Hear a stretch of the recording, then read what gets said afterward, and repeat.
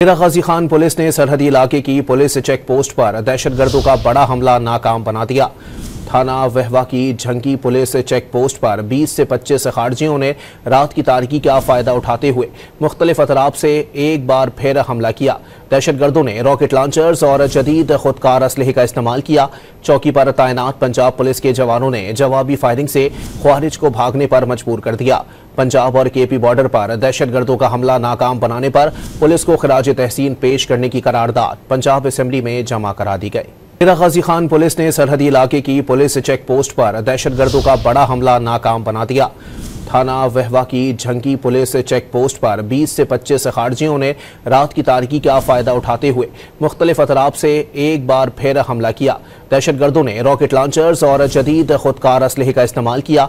चौकी पर तैनात पंजाब पुलिस के जवानों ने जवाबी फायरिंग से ख्वारिज को भागने पर मजबूर कर दिया।